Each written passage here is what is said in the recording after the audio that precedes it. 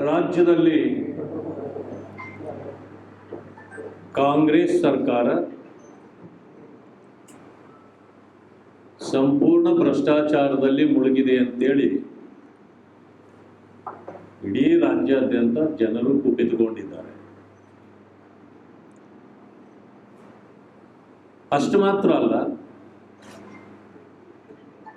ಅಭಿವೃದ್ಧಿ ಅಂತಕ್ಕಂಥದ್ದು ಸಂಪೂರ್ಣವಾಗಿ ಆ ಪದವೇ ಮರೆತು ಹೋಗಿದೆ ಕಾಂಗ್ರೆಸ್ ಸರ್ಕಾರಕ್ಕೆ. ಅಭಿವೃದ್ಧಿ ಅಂತಕ್ಕಂಥದ್ದು ಇಲ್ಲವೇ ಇಲ್ಲ.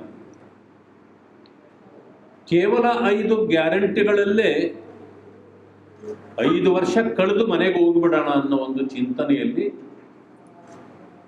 ಬಹುಶಃ ಕಾಂಗ್ರೆಸ್ ಸರ್ಕಾರ, ಮಾನ್ಯ ಮುಖ್ಯಮಂತ್ರಿಗಳು, ಉಪಮುಖ್ಯಮಂತ್ರಿಗಳು ಇದ್ದಾರೆ ಅಂತ ನನಗೆ ಅನಿಸ್ತದೆ. ಮುಖ್ಯಮಂತ್ರಿಗಳ ಮಾತಿಗೆ ಕವಡೆ ಕಾಸಿನ ಗೌರವ ಮಂತ್ರಿಗಳು ಕೊಡ್ತಾ ಇಲ್ಲ. ಮುಖ್ಯಮಂತ್ರಿಗಳು ಏನೇ ಹೇಳಿದ್ರು ಮಂತ್ರಿಗಳು ಕೇಳ್ತಾ ಇಲ್ಲ. ಮಂತ್ರಿಗಳು ಕೂಡ ಯಾರು ನಮ್ಮನ್ನು ಏನು ಕೇಳೋದು,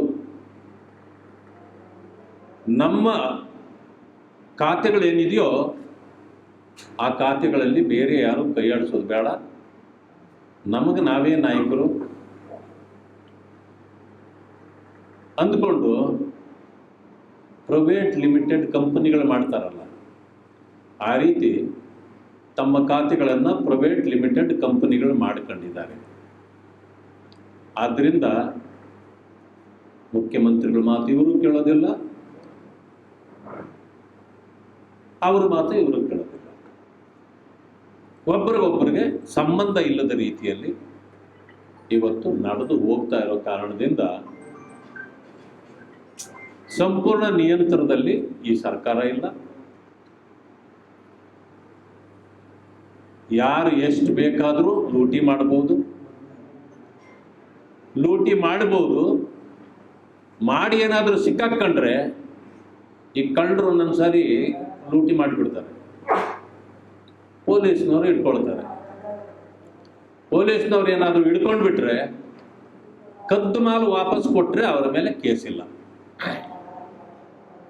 ಅಲ್ಲಿಗೆ ಚುಪ್ತ ಆಗೋಯ್ತು. ಇದು ಹೊಸ ಕಾನೂನು ಈ ಕಾಂಗ್ರೆಸ್ ಪಕ್ಷದಲ್ಲಿ.